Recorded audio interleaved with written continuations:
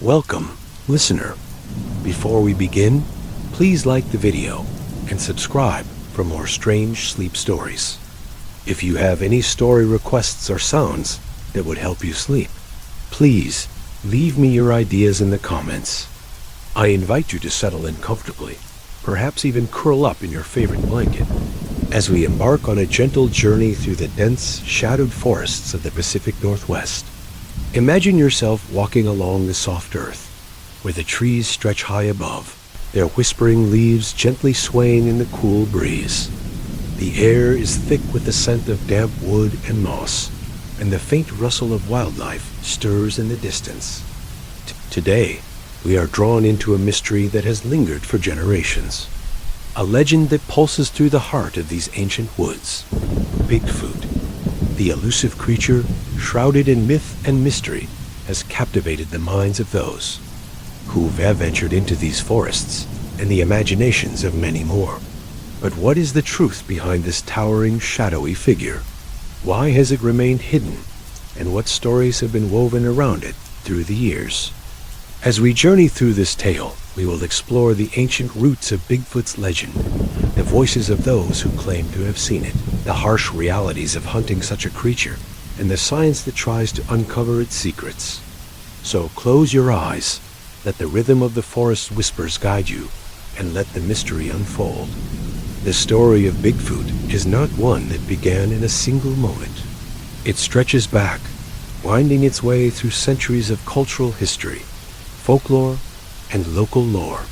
Picture, if you will, a time long before modern society began to encroach upon the untouched wilderness of the Pacific Northwest. The dense forests, shrouded in mist, stretched for miles, undisturbed and alive with the rhythm of nature. In these deep, shadowed woods, stories of strange creatures have always existed. The people who lived alongside the land, the indigenous tribes, shared a deep connection with their environment, and the beings they spoke of were as much a part of the natural world as the towering trees or the rushing rivers. Among the most prominent tales told around campfires, whispered in the dim light of a flickering fire, were those of large, hairy creatures that roamed the wilderness. These were no mere animals. They were guardians of the land, beings of ancient power and wisdom, moving silently through the trees, unseen but ever present. The Native American tribes of the region, such as the Klamath, the Yakama, and the Salish, told stories of giants, creatures so large that they seemed to move the earth beneath their feet. These creatures were often described as being nearly human in form, but covered in thick hair, with eyes that glimmered like the moonlight on still water. To the Klamath people, these beings were known as the Stingwadu, mysterious and powerful.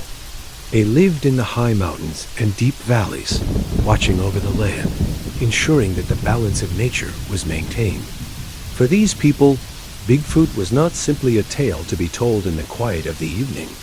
It was a part of their spiritual understanding, a being that was both feared and revered. The creature's presence was not a source of terror, but a reminder of the wilderness as untamed power, a presence that one could feel but never fully see, a shadow that remained just beyond the reach of the firelight. In the stories of the Salish and other coastal tribes, the creature's connection to the world of the dead was often highlighted. It was said that Bigfoot, or the Sasquatch, could move between the worlds, bridging the gap between the physical and the spiritual. These tales were not only about a wild, mysterious beast. They were about the unseen forces that guided and shaped the world around the people who lived there. These stories were meant to be passed down, woven into the fabric of daily life, to remind the people that the world around them was far more complex than it appeared. When European settlers arrived in the Pacific Northwest, they brought with them their own stories of wild men and strange, ape-like creatures. In many ways, their tales mirrored those of the indigenous people, albeit through a different lens. To the settlers, the forests were both a source of awe and fear. They had never before encountered a land so wild, so mysterious. In their reports, they described vast, uncharted territories where the trees reached to the heavens and the silence was broken only by the calls of strange creatures. Among these reports, there were mentions of tall, hairy beings, giants who moved in the shadows, watching from the edges of their camps. The settlers were quick to draw parallels between these mysterious creatures and the stories they had heard back home of wild men living in the mountains and forests of Europe. But it wasn't until the late 19th and early 20th centuries that the modern legend of Bigfoot truly began to take shape. The creature began to be described in more vivid detail, its appearance more defined, its behavior more mysterious. One of the earliest reports of a creature that fit the modern description of Bigfoot came in 1924 in the foothills of Mount St. Helens. A group of miners working in the area claimed they were attacked by large, ape-like creatures, tall, covered in hair, and powerful enough to hurl rocks at the men. The miners, frightened and stunned, recounted the encounter, describing how the creatures circled their camp, hiding just beyond their sight, throwing rocks and yelling in a deep, guttural manner. The miners' story quickly spread, sparking both fear and fascination. It would become one of the cornerstones of modern Bigfoot lore, a tale that would grow with each retelling, feeding the mystery surrounding the creature. After this incident, reports of Bigfoot sightings began to increase in the region, and soon the creature became a part of the popular imagination. The Pacific Northwest was filled with stories of towering, shadowy figures seen darting between trees, of massive footprints discovered in the mud, and of the eerie calls that echoed through the forest at night. The reports varied in detail, but there was a consistent thread. Bigfoot was a creature that lived in the wildest and most remote parts of the forest, a being that could not be captured, only glimpsed in fleeting moments. As more and more people came forward with their own experiences, the legend of Bigfoot began to take on a life of its own. To some, the creature was merely a large, undiscovered ape, perhaps a relic of a time long past, a species that had survived in the untouched wilderness. To others, Bigfoot represented something far more mysterious. It was a symbol of the unknown, a being that defied the boundaries of human understanding. The more elusive it became, the more fascinating it grew. The creature was not just an animal. It was a challenge to everything humanity knew about the natural world. In the mid-20th century, as the era of film and media began to take shape, Bigfoot's image was solidified in the public consciousness. Films, documentaries, and books began to emerge, each one adding another layer to the growing mythos. Perhaps the most iconic piece of Bigfoot lore came in 1967, when Roger Patterson and Robert Gimlin filmed the infamous Patterson-Gimlin film. The shaky, blurry footage shows a large, ape-like figure walking through the forest, its gait strange and unsettling, its form humanoid, yet distinctly otherworldly. The film would become one of the most analyzed pieces of evidence in Bigfoot research, drawing both believers and skeptics alike. The cultural impact of Bigfoot has been profound. He has become a symbol of the wild and untamed, a creature that represents the mystery of nature itself. Over the years, Bigfoot has morphed into a larger-than-life figure, immortalized in books, films, and documentaries. He has been portrayed as a gentle giant, a terrifying predator, and everything in between. Yet despite all the attention, despite the countless reports, the creature's true nature remains as elusive as ever. Why does it continue to fascinate us? What is it about this creature, shrouded in mystery, that keeps us coming back for more? Is Bigfoot simply a legend, a tall tale, passed down through generations, stretching its way from the distant past into the present? Or is there something more to these stories? The sightings continue, the evidence piles up, and the mystery only deepens. Perhaps in some strange way, that is exactly what keeps Bigfoot alive. The thrill of the unknown, the feeling that something hidden in the depths of these ancient forests continues to watch us, just beyond our reach. Now, imagine yourself again standing in the quiet of the forest, The wind has picked up, carrying the scent of pine and earth, and the leaves rustle softly in the breeze. Somewhere, deep within the trees, something stirs. You can almost feel its presence. A shadow slipping between the trunks, too quick to catch. As you stand there, enveloped in the silence of the wilderness, the mystery of Bigfoot feels more real than ever. Could it be that, somewhere in these vast, untouched forests, the creature still waits? With this lingering question in your mind, we now turn our attention to those who have ventured deeper into these woods. Those who have come face to face with the shadow of Bigfoot itself. Let's walk alongside them as they share their encounters, and perhaps find something that will help us understand the truth of this legendary creature. The stories of those who claim to have encountered Bigfoot are varied. Some are brief and fleeting, while others are detailed, vivid, and filled with the kinds of details that seem too specific to be purely the product of imagination.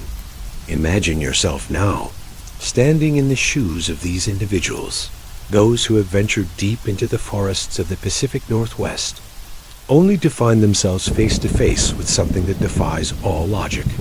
Each of them carries a story, a brush with the unknown that has left them changed forever. Let's begin with the story of a man named Albert, a logger who worked in the dense forests near the Oregon-Washington border. It was in the late 1970s, during a particularly harsh winter, that Albert's encounter occurred. He had been working alone, setting up some new logging equipment in a remote area where few dared to go.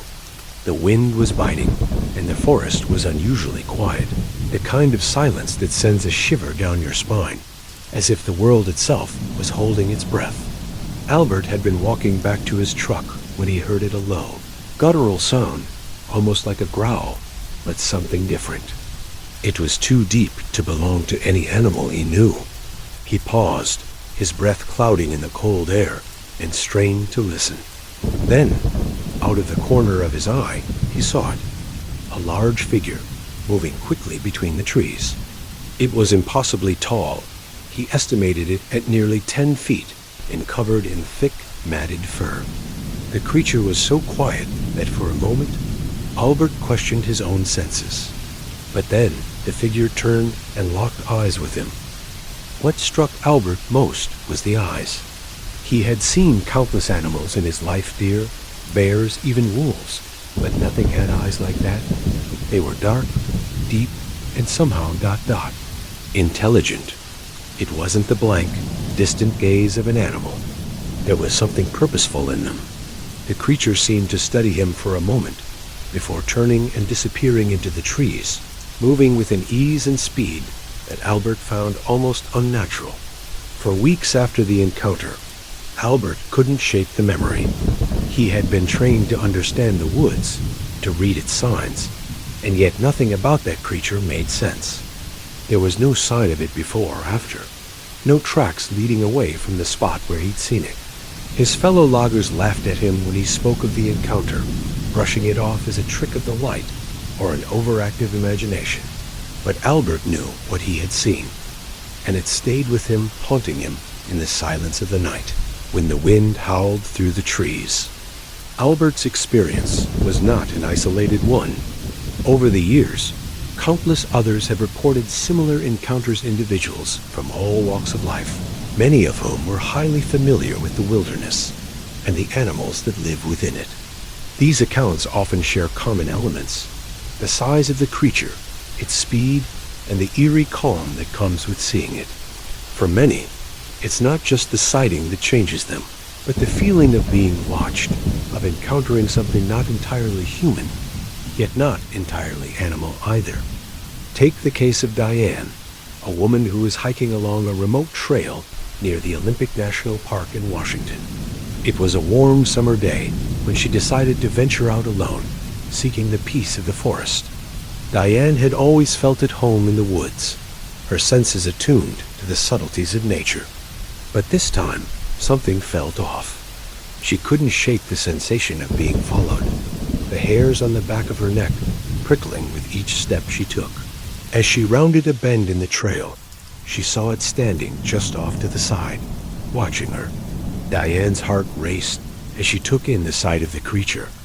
It was covered in thick, dark hair, with long, powerful arms that seemed too long for a human. The creature stood perfectly still, its chest rising and falling with each breath, as if waiting for her to make the next move. Diane's instincts screamed at her to run, but her feet felt frozen in place.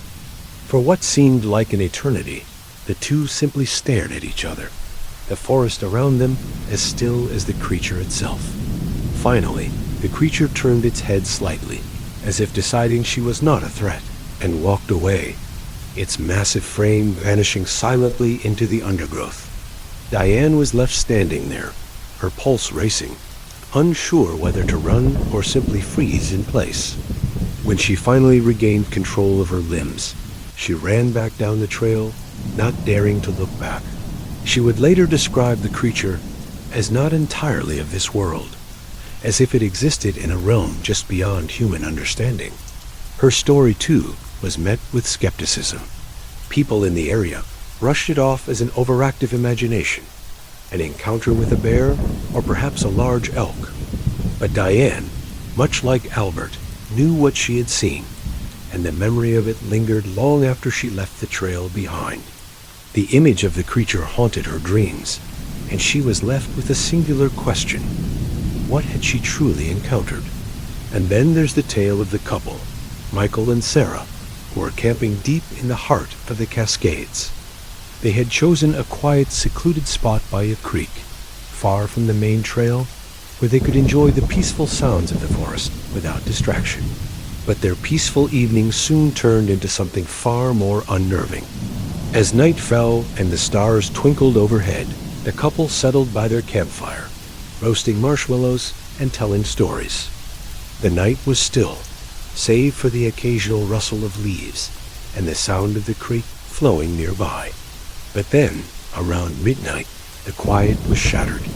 A loud, deep howl echoed through the forest, so primal and guttural that it seemed to vibrate the very air around them. Michael, startled, stood up and grabbed the flashlight.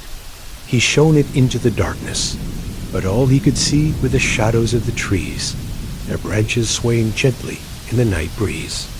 Suddenly, they both heard it, the unmistakable sound of heavy footsteps crunching through the dry underbrush. The sound was slow and deliberate, as if whatever was approaching was taking its time. The footsteps grew louder, closer, until it felt as though the ground itself was trembling. And then, from the shadows, a large figure emerged, stepping into the weak beam of their flashlight. It was unlike anything they had ever seen before. Tall, covered in dark fur, with broad shoulders and a gait that was both graceful and terrifying. Michael and Sarah froze, their hearts pounding in their chests. For a moment, the creature seemed to study them, its large eyes reflecting the dim light. Then, without a sound, it turned and disappeared back into the forest, its footsteps growing fainter as it moved further away. The couple was left in stunned silence, too afraid to move or speak. The rest of the night was spent in uneasy tension, the sounds of the forest no longer comforting, but ominous. The next morning, they packed up their camp and left, their peaceful retreat forever altered by what they had witnessed. As these stories of encounters continue to surface, they add to the ever-growing legend of Bigfoot. Each account, though different, shares a common thread. The creature is elusive, it is powerful, and it leaves those who encounter it with more questions than answers. But why do these encounters feel so real, so tangible? Could it be that these witnesses are merely the victims of overactive imaginations? Or could it be that there is indeed a creature living in the forests of the Pacific Northwest, hiding just beyond the veil of what we understand as reality? As we ponder these questions, let's move forward, deep into the world of Bigfoot hunters, those who are drawn to the wilds, searching for answers. But as we'll see, the truth of Bigfoot may be more elusive and difficult to grasp than any of us might have imagined. Now, imagine yourself stepping into the boots of a Bigfoot hunter. The dream of discovering the elusive creature of finding that one undeniable piece of evidence has drawn you into the wilderness, where the only things you can rely on are your senses, your instincts, and the flickering hope that today will be the day. But hunting Bigfoot is not like the thrill of a grand adventure. It is not the stuff of legends where you stride confidently through the forest with a sense of destiny. Instead, it is a long, slow, and often discouraging pursuit, filled with setbacks, exhaustion, and the quiet knowledge that, despite all your efforts, you may never find what you're searching for. The first and most overwhelming challenge of hunting Bigfoot is the wilderness itself. Picture the scene. It's early morning, and the forest is wrapped in a blanket of fog, the air cool and damp, heavy with the scent of pine and earth. You've trekked miles into the dense, untamed expanse of the Pacific Northwest, where the trees grow so thick that they block out much of the sunlight, and the ground is a soggy mess of mud, roots, and rocks. The path, if it can even be called a path, is barely visible, just faint marks on the ground that a person accustomed to the wild might recognize. But to an outsider, it would be nothing more than a jumble of fallen branches and the occasional glimpse of the sky through the canopy. As you venture deeper into the woods, each step becomes a struggle. The forest is both beautiful and brutal, with sharp underbrush that tears at your clothes and the constant, gnawing discomfort of wet boots and soggy socks. The temperature fluctuates unpredictably, dipping into uncomfortable chills before rising to the point of sweat-drenched exhaustion. Every time you pause to catch your breath, you can hear the persistent hum of insects, the rustling of unseen creatures darting between trees, and the occasional distant cry of a raven. But you know better than to let your guard down. Every noise could be something important. Every rustle could be Bigfoot moving just beyond your sight. Or perhaps it's just the wind of forest's way of playing tricks on you. The second challenge is one of patience. Bigfoot hunters do not just walk into the woods and hope to find the creature lurking behind every tree. They wait, they watch, they listen. Hours pass, the minutes stretching endlessly as you sit in the cold, the damp air settling into your bones. You might set up a trail camera or leave bait a pile of food meant to attract the creature, but it's always a gamble. These devices can sit in place for days, even weeks, without capturing anything more than the occasional deer or bear. The night stretches on with little more than the creak of trees and the distant call of an owl. You sit, trying to convince yourself that the wait is worth it, that each hour spent in the woods brings you closer to the truth. But the truth, as many hunters will tell you, is that the wait often turns into frustration. The world around you feels stagnant, locked in place, while your hope fades with every passing hour. You've heard the stories heard of those lucky few who stumble upon Bigfoot by chance, who capture that elusive moment when the creature reveals itself. But for every story of a sighting, there are countless others who have come back empty-handed, their hopes dashed by the quiet, indifferent expanse of the wilderness. The nights are the hardest.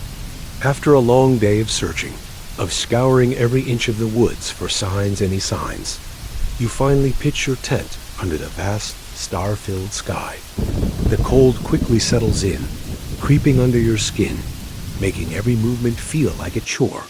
You zip yourself into your sleeping bag and listen to the sounds of the forest, the rustling of leaves, the chirping of crickets, the occasional howl of a distant coyote. You try to sleep, but your mind races with thoughts of what might be lurking just outside your tent. The shadows outside seem to move, and the forest feels alive in ways that are unsettling. Every snap of a twig, every movement of wind in the trees could be the first sign of Bigfoot. Or perhaps it's nothing. Perhaps the creature is simply too elusive, too well hidden in the sprawling wilderness. You close your eyes, but sleep is hard to come by. The long hours spent walking the trails, the constant vigilance, the cold, and the doubt all weigh heavily on your mind. The worst part is the constant second guessing. Did you miss something? Was there a sound you didn't hear? Could that rustling in the bushes have been Bigfoot? Or was it just the wind? Every night is filled with this uncertainty, this quiet dread that nags at you, pulling you from the comfort of sleep and back into the restless state of being on high alert. And yet, despite the constant discomfort, the never-ending doubt, and the frustration of fruitless days, there is always something that keeps you going. The belief. The belief that, perhaps just beyond the next ridge, or around the next bend in the trail, you will finally come across the undeniable proof that Bigfoot exists. It could be the distinctive shape of a massive footprint in the mud, the unmistakable sound of large feet crunching through the underbrush, or even a glimpse of something dark and towering moving between the trees. It's this hope, this constant flickering light, that pushes Bigfoot hunters forward, even in the face of overwhelming odds. But for every Bigfoot hunter, there is a reckoning with the reality of their pursuit. The deeper you go into the woods, the more isolated you become. Hours stretch into days, and days blur into weeks. You begin to feel the weight of the forest pressing down on you, the silence and the solitude becoming oppressive. The thrill of discovery that once seemed so tantalizing begins to fade into exhaustion, into weariness. You wonder, more and more, if you've been chasing a ghost, a legend that may never materialize into the solid, tangible creature you've imagined. For some, the frustration becomes too much.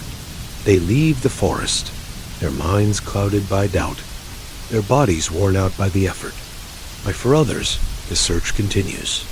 They return, again and again, to the same patch of wilderness, knowing that each failed attempt brings them one step closer to the truth. The idea of what might be hidden just beyond their reach is enough to keep them going.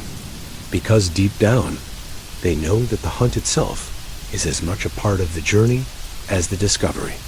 And perhaps, just perhaps one day, they will finally come face to face with the creature that has eluded so many for so long. The forest remains silent, waiting, its secrets hidden in the shadows. And so, you walk on. As we venture deeper into the mystery of Bigfoot, we begin to confront the scientific aspect of the search. After all, for decades, the question of Bigfoot's existence has remained on the periphery of scientific inquiry, with many skeptics dismissing it as folklore or urban legend. Yet, the search for Bigfoot is not just a tale of wishful thinking and wild imaginings. It is a serious pursuit that spans multiple scientific disciplines, from anthropology and biology to forensic analysis and even DNA testing. Let us take a step back from the stories and the mysterious sightings and look at the hard evidence what science has uncovered and what it has yet to explain. It begins, as it so often does, with footprints. Bigfoot hunters, for generations, have scoured the forests of the Pacific Northwest and beyond in search of physical evidence that might validate the creature's existence. The most commonly cited piece of evidence is the Bigfoot footprint, a large, distinct impression, often measuring up to 18 inches long, with wide toes, a pronounced arch, and a deep, almost human-like curve to the foot. These prints are often discovered in soft, damp earth, where they can be carefully cast in plaster to create permanent molds. Over the years, hundreds of these casts have been made, providing the foundation for much of the belief in Bigfoot. However, even the footprints, which seem so compelling at first glance, are fraught with uncertainty.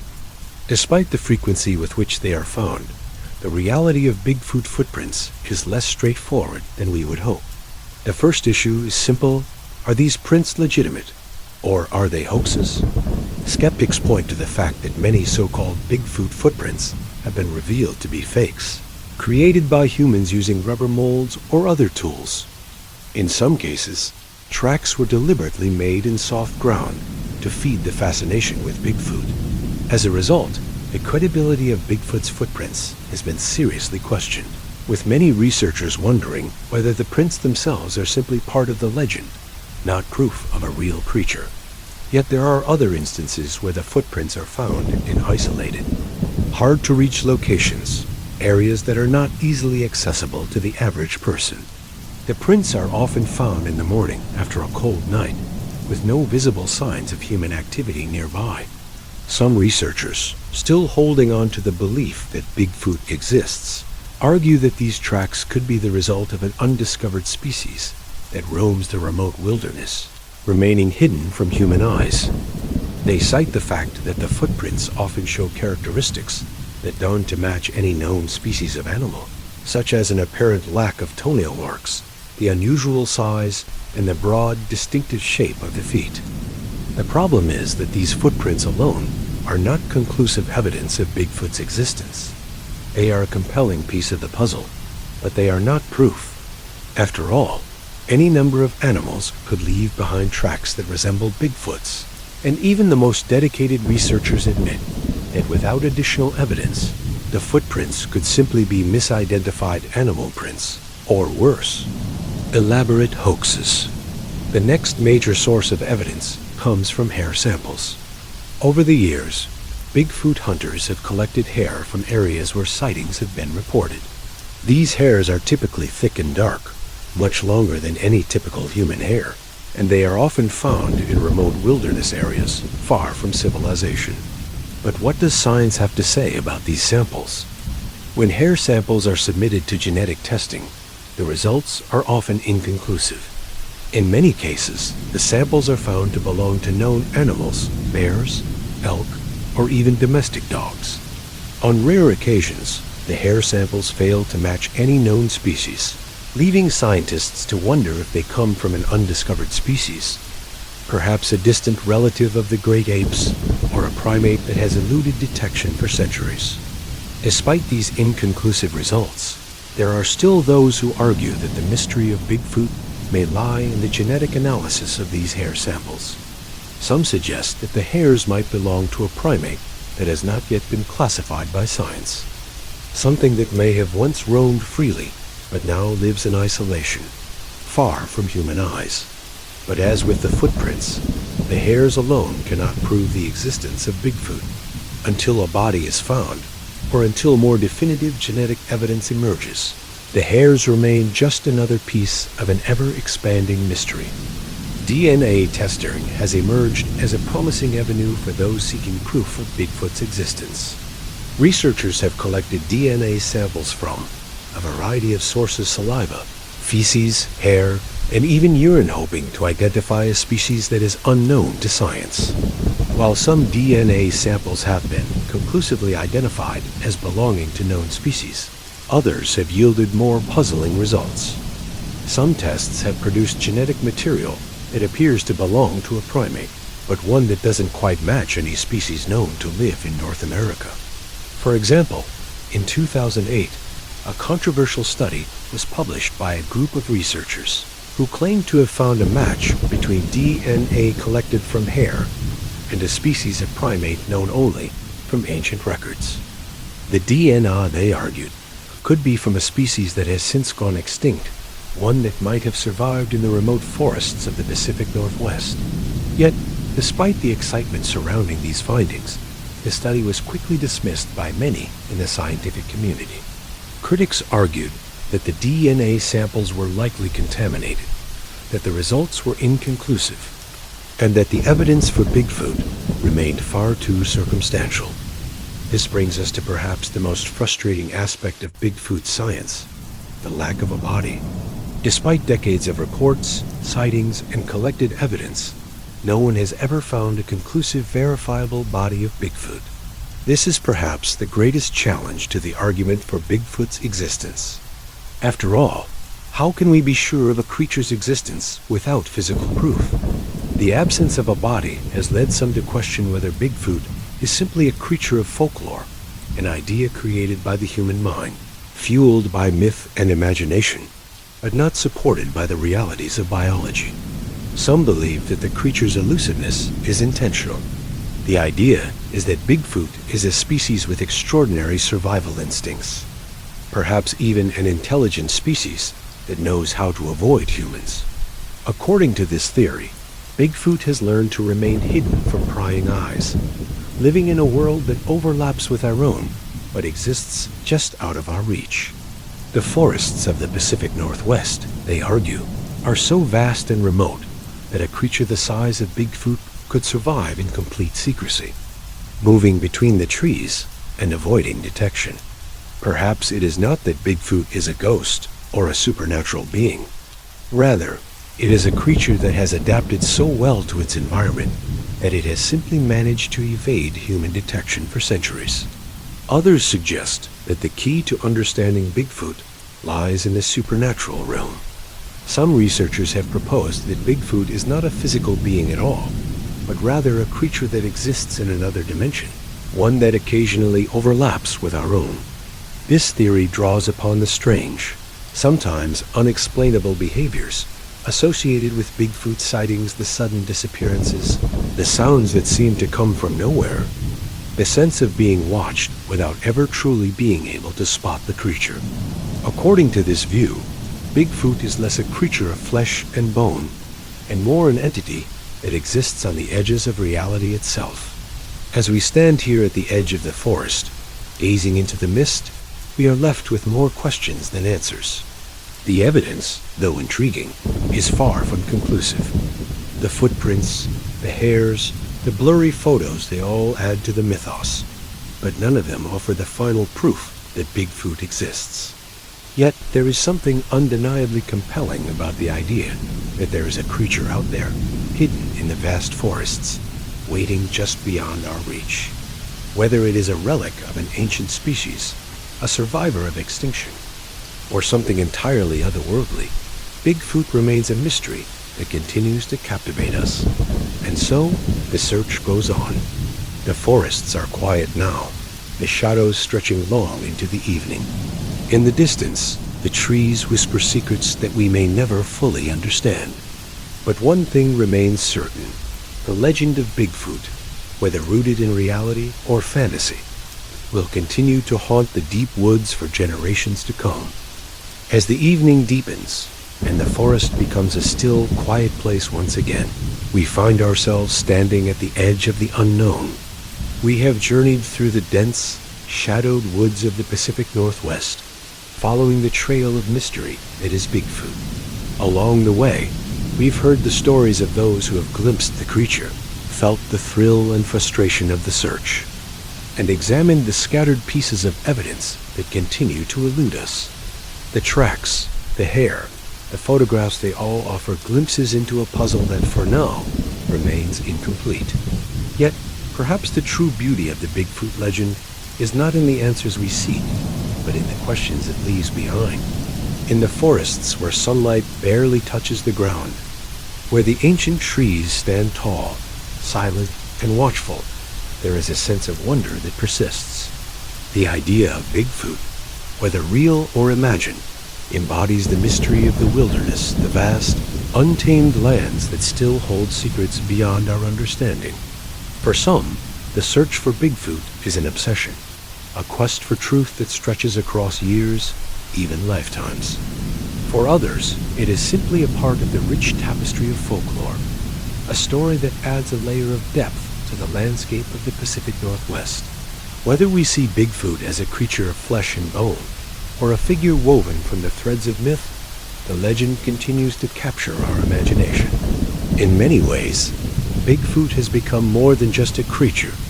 He has become a symbol of the untamed wilderness, of the wild places that remain just beyond the reach of human civilization. So as we stand here, at the edge of the forest, let's reflect on the journey we've taken. The search for Bigfoot is not merely about finding proof. It is about connecting with the deep, ancient rhythms of the natural world. It is about understanding that there are mysteries that may never be solved, and that perhaps the most important thing is the sense of awe and wonder that these mysteries bring to our lives. The night has fallen, and the forest is quiet now. The shadows are long, the trees stand like ancient sentinels, and the air is thick with the scent of damp earth. In the distance, perhaps, there is a rustle, something large moving through the underbrush, just out of sight. Or perhaps it is just the wind, playing tricks on the senses. But as we listen, as we gaze into the darkened woods, we realize that we are not alone in this moment. The forest, with all its hidden secrets, remains with us, inviting us to continue the search, to keep wondering, and to remember that some mysteries are meant to be embraced, not solved. Bigfoot may remain a shadow in the woods, a fleeting presence, but in that mystery lies a story that will continue to echo through the ages. The search will go on, the stories will be told, and the legend will endure. And perhaps that is enough to keep us connected to the wild places, the untamed lands, and to the creatures that live, if only in our imaginations, just beyond the horizon. As the fire dims and the night deepens, take a slow, deep breath. The mysteries of the forest will be waiting for another day. For now, we leave them behind, carrying with us the sense of wonder that this journey has sparked. Good night. Let the shadows of the forest and the whispers of Bigfoot drift gently into your dreams, as the world outside the trees remains just out of reach. This concludes our journey through the legend of Bigfoot, its mystery, and the world of those who search for it. Thank you for walking alongside me in this exploration. I hope it brought you peace, a sense of wonder, and the quiet comfort of the unknown. Sleep well, and may your dreams be as mysterious and expansive as the forests we've just left behind. Welcome, dear listener. As the cold winds of the Himalayas sweep through the rugged mountains, we find ourselves drawn into one of the most elusive and captivating mysteries of the natural world. Imagine the biting chill of the air, the snow crunching underfoot as you stand on the edge of the towering peaks, gazing out over an endless expanse of ice and rock. Here, in the heart of the world's highest mountain range, a legend has persisted for centuries. It is a creature that is both feared and revered, elusive and mysterious. The Yeti, known by many names in the local cultures. From the meadow in Tibet to the Megoi in Nepal, the Yeti is a figure shrouded in mystery. Descriptions of the creature are often vague. Part man, part beast, towering in size, covered in thick fur, with a presence so powerful that it leaves an indelible mark on the minds of those who claim to have seen it. But what is the truth behind the Yeti? Why has this creature remained so elusive for centuries, even in the modern world, where technology is capable of unraveling many of the Earth's deepest mysteries? As we journey into the icy wilderness of the Himalayas, we will uncover the history and folklore that have shaped the legend of the Yeti, explore the stories of those who have encountered it, and examine the harsh realities of searching for this mysterious creature along the way. We will explore the scientific evidence and the ongoing pursuit of those determined to uncover the truth, even as they are faced with the unforgiving conditions of the high mountains. So sit back, let the cold winds of the Himalayas surround you, and let us step into the mystery of the Yeti.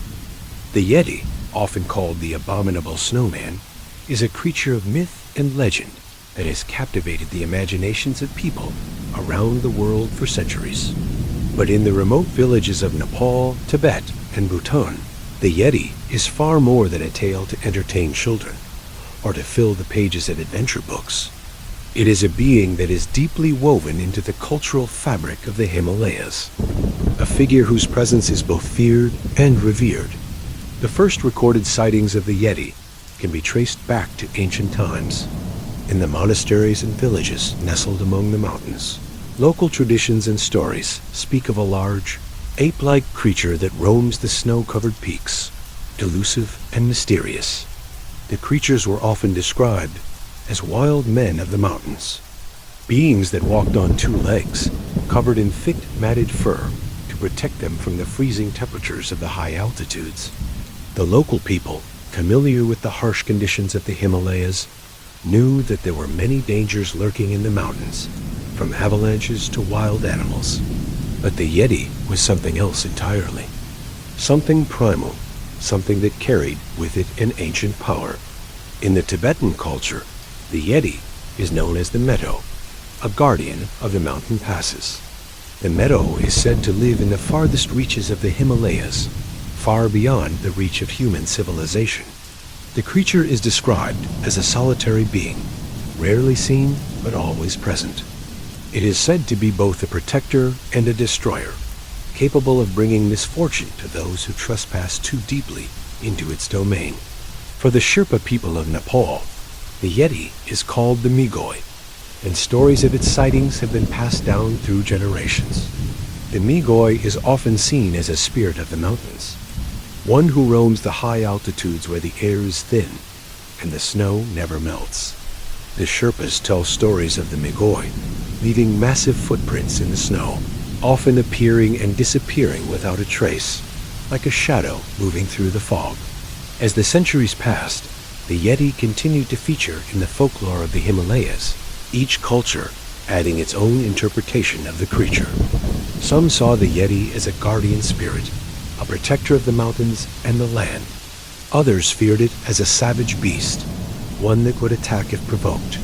But the common thread through all of these stories was the creature's elusiveness. The Yeti was never fully seen, always remaining just out of reach, a specter in the wilderness, leaving only fleeting signs of its presence. Large footprints, mysterious growls, and glimpses of shadowy figures disappearing into the mist. In the West, the legend of the Yeti began to gain attention in the 19th and 20th centuries. Explorers and mountaineers who ventured into the Himalayas began reporting strange sightings of a large, ape-like creature. The first Western sighting was reported by the British explorer Lieutenant Colonel Charles Howard Barry during his 1921 expedition to Mount Everest. He and his team claimed to have seen large footprints near the base of the mountain, which they attributed to a mysterious creature that resembled the Yeti. The discovery of these tracks would spark a wave of interest in the creature, and soon, more and more mountaineers began to report sightings of a large, furry creature in the snowy mountains. In the years that followed, reports of Yeti sightings continued to surface, with photographs, footprints, and even hair samples being sent to researchers. But despite these reports, the Yeti remained elusive, as it always had. Many dismissed the sightings as nothing more than misidentified animals' bears, large primates, or even the distorted images created by the thin air and blinding snow. However, despite the skepticism, the legend of the Yeti endured with each new sighting, adding fuel to the fire of mystery and intrigue. And so, the Yeti remains, a creature wrapped in legend and mystery. Some believe it to be a relic of an ancient species, a creature that has survived in the remote corners of the earth, hidden from human eyes. Others see it as a symbol of the untamed wilderness of the Himalayas, a reminder that there are still secrets out there, waiting to be discovered. But no matter what the truth may be, the Yeti continues to captivate us, its legend growing with each passing year, its mystery as deep and cold as the snow-covered peaks of the Himalayas. As we move forward in this journey, let us now turn our attention to the accounts of those who claim to have come face to face with the Yeti mountaineers, villagers, and explorers who have ventured into these icy wildernesses and returned with stories that defy explanation. What did they see? What did they encounter? And how did their lives change after their brushes with this elusive creature? As we venture deeper into the frigid world of the Himalayas, we come face to face with the accounts of those who claim to have seen the Yeti encounters that have spanned decades, and in some cases, centuries. These stories are not mere campfire tales, but profound experiences that have shaped the lives of those who they had the courage to venture into the world of snow and ice. Their encounters are not only about a creature that defies understanding, but also about the impact it has had on the human spirit, shattering perceptions of the natural world, forcing those who witness it to confront the unknown in the most direct and personal way. One of the earliest and most famous eyewitness accounts comes from the British explorer, Lieutenant Colonel Charles Howard Barry, who was part of a 1921 British expedition to Mount Everest. During the expedition, Howard Barry and his team came across a series of strange footprints in the snow. The tracks were large, measuring around 13 inches long, and they appeared to be made by a creature walking on two legs, similar to a human. Howard Barry, an experienced mountaineer, was no stranger to the terrain of the Himalayas and quickly ruled out the possibility of them being left by a bear or any other known animal in the region. He took photographs of the tracks, which would later become some of the earliest recorded images of the Yeti's supposed footprints. But the true mystery lay in the creature that had left them, something that had eluded any human observer for centuries, if not longer. In the decades that followed, the Yeti continued to capture the attention of explorers, mountaineers, and locals alike. One of the most significant accounts came from Sir Edmund Hillary as historic 1953 ascent of Mount Everest. While Hillary is primarily known for his triumph in reaching the summit, he and his team encountered a number of strange occurrences during their journey. Sherpas, the local mountain guides, spoke of a creature they called the Meto, a large, hairy being that roamed the higher altitudes. Hillary himself, though skeptical, later mentioned in interviews that there were stories among the Sherpas of the Yeti. While Hillary never claimed to have seen the creature, his team's encounters with the Sherpas' tailies added fuel to the fire of intrigue surrounding the Yeti. The Sherpas spoke not of a wild animal, but a being that existed between the realms of the natural and the supernatural, both protector and terror of the high passes. Perhaps one of the most poignant stories comes from Tenzing Norgay, the Sherpa who famously reached the summit of Everest alongside Sir Edmund Hillary. Norgay, who had spent his life navigating the treacherous paths of the Himalayas, spoke of strange sounds he had encountered during his many expeditions. These sounds, he said, were unlike any other animal known to the Sherpas. There were deep, guttural growls, almost otherworldly in their tone, that echoed through the stillness of the mountains. While Norgay never fully described a sighting of the Yeti, his stories were filled with an undeniable reverence and wariness toward the creature. He suggested that there were places in the mountains, remote and sacred, where the Yeti might dwell guardians of the eternal snow.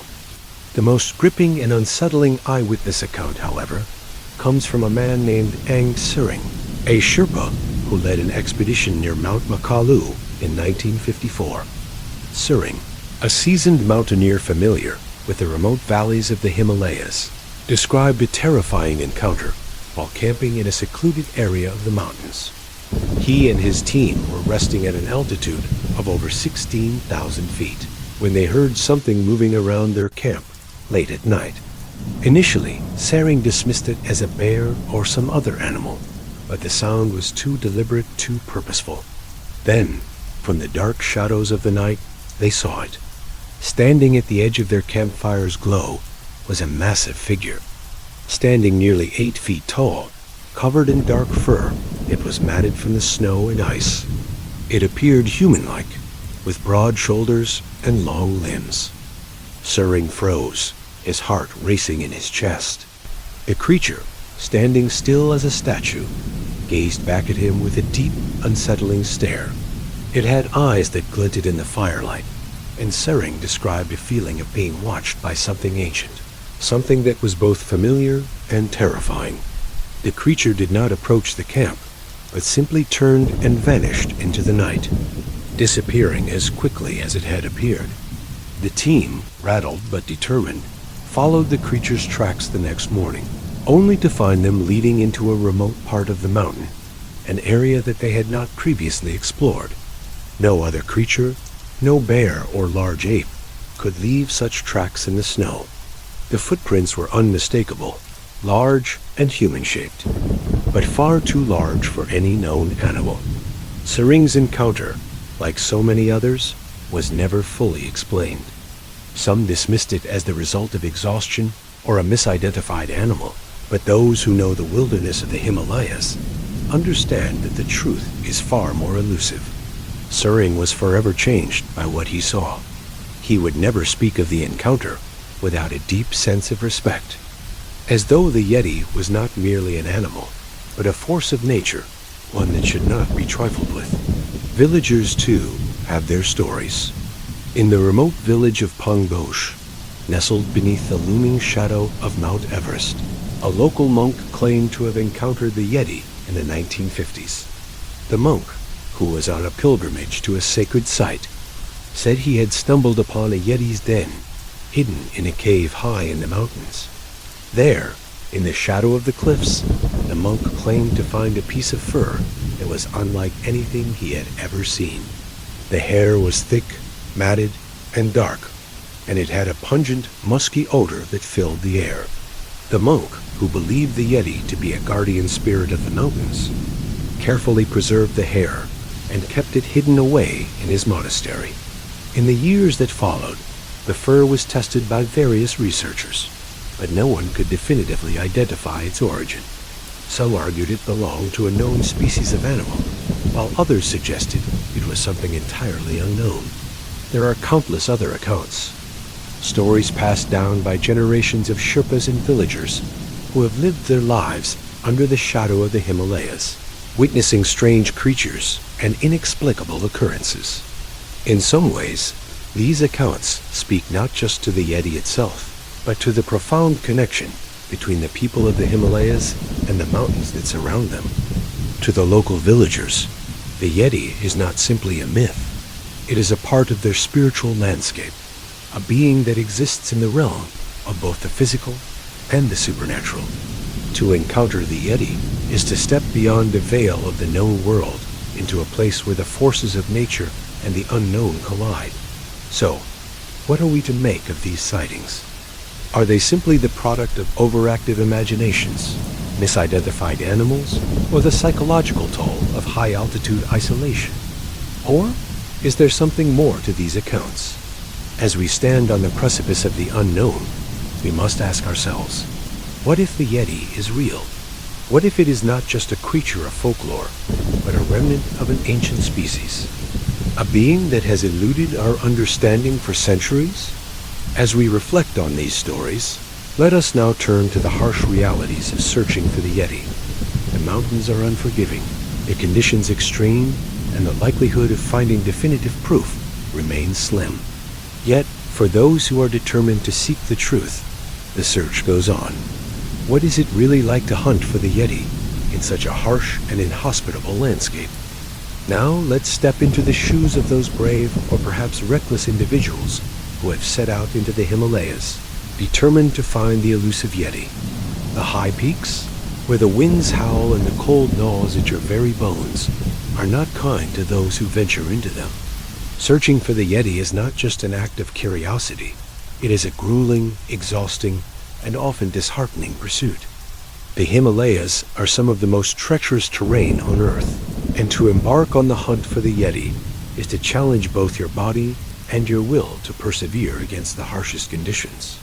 Imagine the cold bite of the wind as you trek through snowdrifts that seem to stretch endlessly ahead. The air is thin, and each breath you take feels like it's being pulled from the depths of your chest. The higher you climb, the more oppressive the weight of the altitude becomes, making every step harder, every movement slower. Your limbs begin to ache, your fingers and toes stiffen with cold, and the thin mountain air leaves you gasping. Yet you press on, driven by the dream of finding the Yeti. The first challenge of Yeti hunting is, simply put, the environment itself. The Himalayas are vast, with mountain ranges so sprawling and jagged that they are nearly impossible to navigate without years of experience. The weather is unpredictable one moment. The sun may be shining through a bright blue sky. The next, a storm can roll in, reducing visibility to near zero. The temperatures fluctuate dramatically, with nights dropping to sub-zero temperatures, making it nearly impossible to get any rest. The landscape is often rugged and unforgiving. The mountains are not just steep, they are often unstable, with avalanches waiting to be triggered by the smallest disturbance. In addition to these physical challenges, there's the ever-present danger of altitude sickness. As you ascend, the air grows thinner and oxygen becomes scarce. This can cause dizziness, nausea, and severe headaches. As a result, the body begins to feel weaker with each step, and the temptation to turn back becomes ever stronger. It is a constant battle against the environment, where even the most experienced mountaineers are pushed to their limits. Yet, despite these daunting obstacles, many are willing to endure the harsh conditions, driven by the tantalizing thought of discovering something that defies explanation. The idea of the Yeti, the creature that has haunted the mountains for centuries, keeps hunters pushing forward.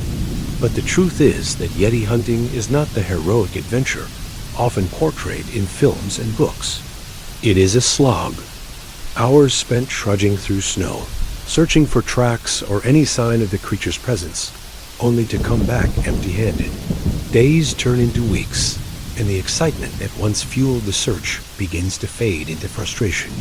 The weather itself can be one of the most crushing aspects of the hunt. Snowstorms can blow in with little warning, covering the tracks you've been following, erasing all signs of the Yeti's passing. Visibility becomes so poor that you can barely see your own hand in front of your face. It's during these storms that doubt begins to creep in. Has the Yeti even been here? Or are you chasing shadows, believing in something that may never be found? The terrain is just as unrelenting. Snowfields turn into icy slopes. Jagged rocks hidden beneath a thin layer of snow become dangerous obstacles. And climbing to higher altitudes becomes a test of both endurance and willpower. If you're lucky, you might find some sign, an unexplained footprint, a tuft of hair stuck in the branches of a tree, a broken branch, but these signs are often fleeting. You spend hours or days following what seems like a promising lead, only to discover that it has disappeared into the wilderness, leaving you to wonder if you were simply chasing a figment of your imagination. Even more frustrating is the question of evidence. After months of searching, what do you have to show for your efforts? Perhaps a blurry photograph, a footprint in the snow that could belong to anything from a bear to a large human, or some strange hair that is quickly dismissed by skeptics as nothing more than the fur of a known animal. The scientific community, too, has its doubts. Many of the hair samples collected during Yeti expeditions have been tested and found to belong to common animals like bears, goats, or yaks. The photographs are too blurry, too indistinct to provide any concrete proof. And despite the excitement of possible sightings, no one has ever managed to bring back clear, undeniable evidence that the Yeti truly exists. The mental toll of Yeti hunting is just as difficult as the physical. There's the constant pressure of skepticism, the nagging feeling that you may be wasting your time when you've spent days in the cold, trekking across vast mountain ranges. It becomes harder to stay hopeful. The doubt creeps in not just about the existence of the Yeti, but about your ability to find it. Every step you take becomes a reminder of how much you've already invested, and the possibility that it might all be for nothing. The fear of failure becomes just as daunting as the fear of encountering the Yeti itself. Yet despite the exhaustion, the isolation, the cold, and the constant feeling of being on the verge of something unattainable, many continue to search. There is something compelling about the mystery of the Yeti, a creature that has eluded humans for so long, yet continues to captivate the imagination. There is something about the idea of standing face to face with a creature that has been shrouded in legend for centuries, one that represents the wild, untamed heart of the Himalayas. The Yeti is more than just an animal. It's a symbol of the unknown, a creature that represents the boundary between the known world and the wilderness that lies beyond it. So, despite the endless frustration, the freezing temperatures, and the crushing sense of isolation, the search continues. And perhaps that is the essence of the Yeti hunt itself. It is not just about finding the creature. It's about the journey, the exploration of the unknown, the thrill of the chase, and the connection to something ancient and untamable. Whether the Yeti is real or not, those who embark on this journey are forever changed by the experience. They come away with more than just stories. They come away with an understanding of what it means to chase after a mystery, to live in the presence of something wild, something beyond human comprehension.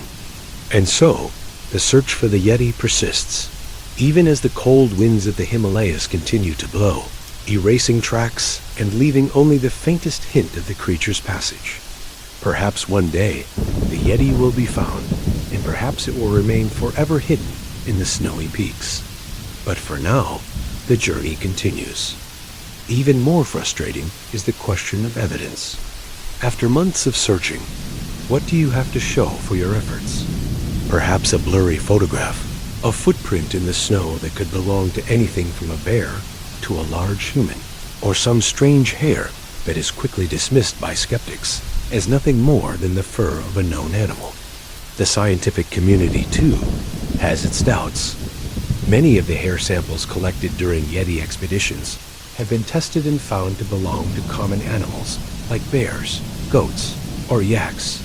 The photographs are too blurry, too indistinct to provide any concrete proof. And despite the excitement of possible sightings, no one has ever managed to bring back clear, undeniable evidence that the Yeti truly exists. The mental toll of Yeti hunting is just as difficult as the physical.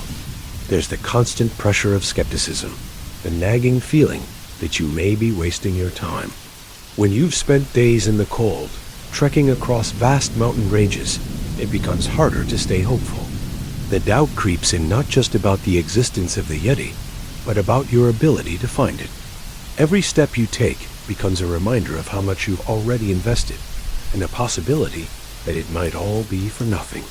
The fear of failure becomes just as daunting as the fear of encountering the Yeti itself. Yet despite the exhaustion, the isolation, the cold, and the constant feeling of being on the verge of something unattainable, many continue to search. There is something compelling about the mystery of the Yeti, a creature that has eluded humans for so long, yet continues to captivate the imagination. There is something about the idea of standing face to face with a creature that has been shrouded in legend for centuries, one that represents the wild, untamed heart of the Himalayas. The Yeti is more than just an animal. It's a symbol of the unknown, a creature that represents the boundary between the known world and the wilderness that lies beyond it. So, despite the endless frustration, the freezing temperatures, and the crushing sense of isolation, the search continues. And perhaps that is the essence of the Yeti hunt itself. It is not just about finding the creature. It's about the journey, the exploration of the unknown, the thrill of the chase, and the connection to something ancient and untamable. Whether the Yeti is real or not, those who embark on this journey are forever changed by the experience. They come away with more than just stories. They come away with an understanding of what it means to chase after a mystery, to live in the presence of something wild, something beyond human comprehension. And so, the search for the Yeti persists, even as the cold winds of the Himalayas continue to blow, erasing tracks and leaving only the faintest hint of the creature's passage. Perhaps one day, the Yeti will be found, and perhaps it will remain forever hidden in the snowy peaks. But for now, the journey continues. In the search for more concrete evidence, there have been other attempts to isolate the Yeti's DNA from fecal samples, saliva, or urine. In 2008, a controversial study suggested that DNA from some of the Yeti-related samples could potentially belong to a species of ancient primate that has survived in the remote mountains. However, this theory was also met with criticism and skepticism. Critics argued that the results could have been caused by contamination, or that the genetic material simply came from a known species with no connection to the Yeti. As with the hair samples, DNA analysis has yielded conflicting results that leave the scientific community divided. Then there are the photographs and videos, the most accessible form of evidence for the general public. Numerous photographs and films of supposed Yeti sightings have surfaced over the years. One of the most famous is the 1967 Patterson-Gimlin film, which shows a large, hairy creature walking across a clearing in the woods of Northern California. While this film is often cited as one of the most compelling pieces of Bigfoot evidence, it has also been heavily scrutinized. Many experts believe the film to be a hoax, citing the creature's unusual gait and the somewhat unnatural way it moves. Skeptics argue that the footage is too blurry and the creature too far away to definitively identify. Similarly, in the Himalayas, There have been multiple blurry photographs and video recordings of a large, shadowy figure in the snow. Some are taken in the dead of night, others during the day, but they all share one thing in common. They are too indistinct to provide conclusive proof. Each new photo brings excitement, only for it to be dismissed by skeptics as either a misidentified animal or a poorly shot, accidental image of a local villager or a bear. However, for believers, these photographs represent something real, something that requires deeper exploration. They see the inconsistencies in the images not as flaws, but as the creature's ability to remain hidden, just beyond the reach of human capture. Perhaps the most significant challenge in proving the existence of the Yeti comes down to the very elusiveness of the creature. The Yeti, as described by eyewitnesses, is not a creature that is readily observed. It is not the sort of animal that can be easily tracked or hunted. It moves quickly, is able to blend into its surroundings, and has likely adapted to the harsh conditions of the high Himalayas in a way that allows it to remain hidden. Many experts believe that the Yeti is not a supernatural being, but rather a highly intelligent and reclusive animal, a species that has learned to evade human contact over the centuries. This survival instinct, combined with the unforgiving terrain of the Himalayas, makes it incredibly difficult for researchers to gather the definitive proof they seek.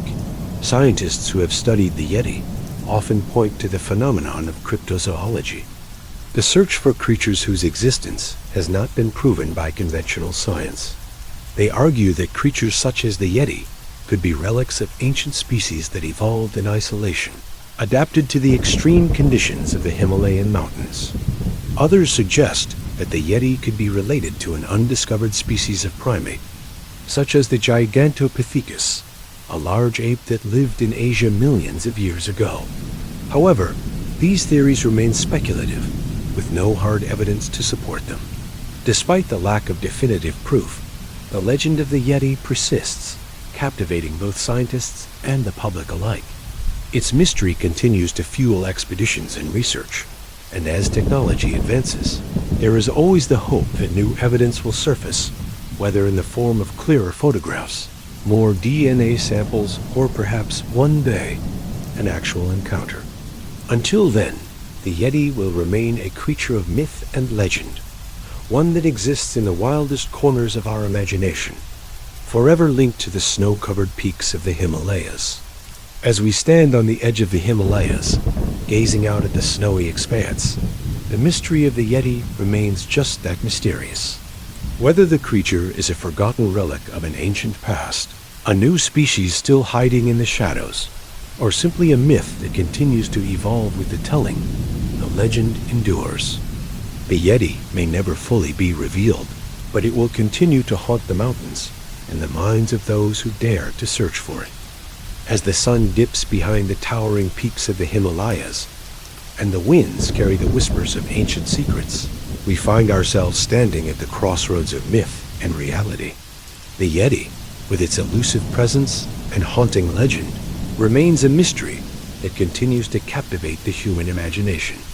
Despite centuries of stories, countless expeditions, and tireless efforts by researchers, the truth behind the Yeti remains as hidden as the snow-covered caves of the Himalayas. The legend of the Yeti is far more than just a tale of a creature roaming the mountains. It is a symbol of the untamed wilderness, a reminder of the vast, unexplored corners of our world that still hold secrets beyond our understanding. For those who have ventured into the heart of the Himalayas, the Yeti represents the unknown, a creature that exists not just in the physical realm, but in the spaces between belief and doubt, reality and myth.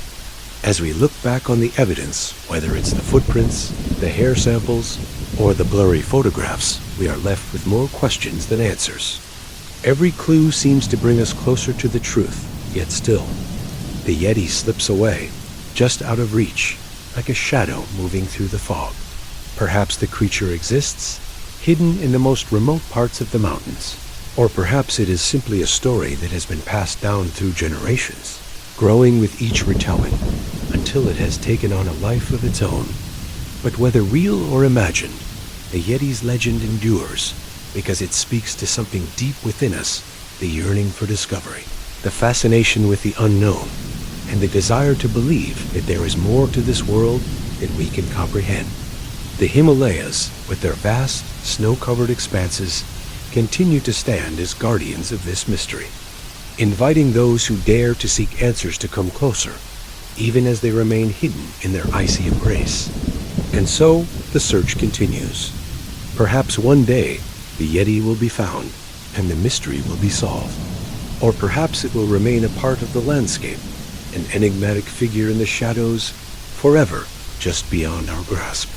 What is certain, however, is that the Yeti, like the mountains themselves, will remain an enduring symbol of the wilderness, a reminder that some mysteries are meant to be explored, but never fully explained. As the night falls and the winds begin to settle, we leave the Himalayas behind, carrying with us the stories of the Yeti, the haunting tales of those who have encountered it, the theories that seek to explain it, and the mystery that will continue to captivate our imaginations. For now, we rest, knowing that the legend of the Yeti will persist, as timeless and elusive as the mountains themselves. Good night, and may your dreams carry you through the vast and wild expanse of the Himalayas, where mysteries still wait to be uncovered.